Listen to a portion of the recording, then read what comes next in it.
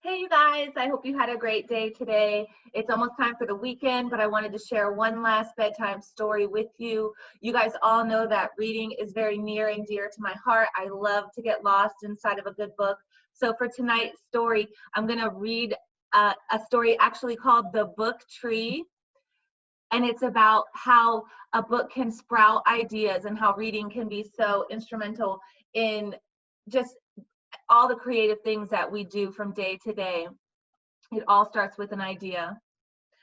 Here we go. Nestled in the branches of a tree, Arlo opened his book and breathed in. Beginnings were always the best part. They smelled as if anything were possible. Bonk. I'm sorry, Mayor. I got lost in my book and it slipped. Preposterous. Books are dangerous. I don't trust them. They act like seeds which grow into ideas, and ideas turn into questions. I will tell you what you need to know. First, the mayor gathered every book in the library and then every book in the whole town. Then he tore them up until all that was left was a single page that floated away in a passing breeze. Arlo chased the page as it blew across town. It reminded him of a dandelion seed drifting on a wish. When it landed, the muddy earth swallowed it letter by letter until it too was gone. Arlo thought that perhaps the mayor was right. After all, he'd been elected mayor. He must know something. But without books, Arlo noticed changes wherever he looked. At school, teachers had nothing to read, so story time became nap time. Without cookbooks, restaurants served only dry cereal. No one went to the theater since actors had nothing to act out. And in the place Arlo loved the most, all the shelves were empty. Arlo sat where the last page was buried. He missed the crack and creak of a book's spine the first time you open it. He longed for the smell and the crisp texture of a book's pages. But most of all, he missed getting lost in an epic adventure. Sadly, Arlo scratched two words into the dirt. Endings were the worst part of any book. And he writes the end. But as he stared at the words, they grew into an idea. Arlo sat with pencil and paper and let his ideas flow. He read his stories out loud to anyone who passed by, but no one stopped to listen. Then Arlo heard something, the sound he thought he'd never hear again, that familiar crack and creak. When Arlo looked for the source of the sound, he saw a sprout springing from where the page had been buried. It began to open its leaves. It reached for Arlo's words, begging for more. With every story Arlo wrote and read aloud, the sprout grew. Arlo wrote a story about a giant, and the tree grew tall, stretching for the clouds. He wrote about a fire-breathing beast, and its branches became as strong as dragons' claws. He wrote about a magical swan made of paper, and blooms of tissue paper blossomed into books.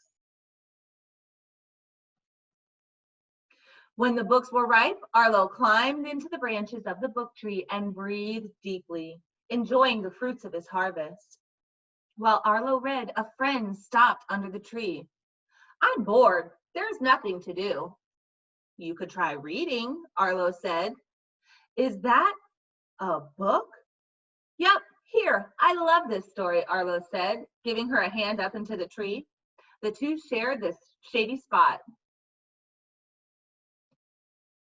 Soon, flocks of readers roosted on the limbs. Books spread through the town like pollen in the wind. People grew hungry for reading again. Some wrote their own stories and became book gardeners themselves. Fiery maples bloomed with picture books. Willows wept with poetry, and fruit trees filled with cookbooks flourished. As the trees grew, the town blossomed. The mayor, lost in his mayoral work, was oblivious to all the changes. That is, until a ripe book fell on his head. Bonk! The mayor kicked and stomped. "Who planted these trees?" You did, sir, Arlo said. When you tore up the books, it planted an idea. Impossible. This is the second time my head is hurting because of a book. The trees have to be cut down. But we've become a town of books and stories. You can't cut them down.